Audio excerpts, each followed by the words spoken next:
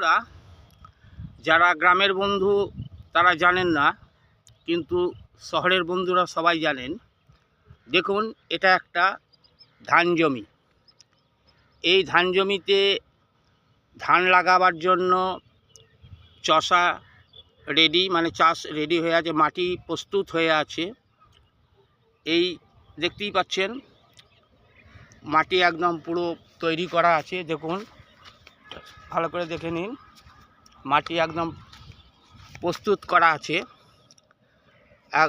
বাকি সমস্ত জমিতে ধান রোয়ার কাজ শেষ।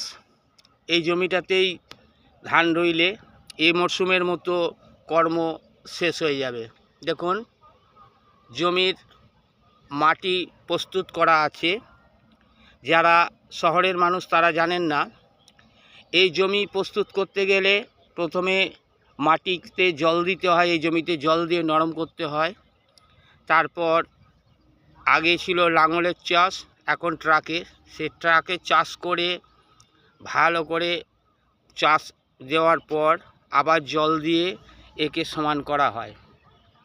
কিছু কিছু জমিতে আগে থেকেই জৈব সার দেওয়া থাকে, আবার কিছু জমিতে প্রথমে চষার পর তারপর জৈব সার দেওয়া হয় এবং তারপর এই পূর্ণ চাষ মানে মাটি প্রস্তুতির কাজ শেষ করা হয়। এরপর বীজ বপন বা বোনা বা রোয়ার পর গাছ যখন ধরে যাবে তারপর রাসায়নিক সার ব্যবহার করা হয়। এরপর জলসেচ বা কীটনাশক ব্যবহার করা হয়। এগুলো মুখে বলে বোঝানো সম্ভব নয়। যাই হোক, দেখে নিন, জমি চাষের জমির ধান বীজ লাগানোর জন্য প্রস্তুত করা হয়েছে। এরপর এতে ধান রোয়ার কাজ শুরু হবে।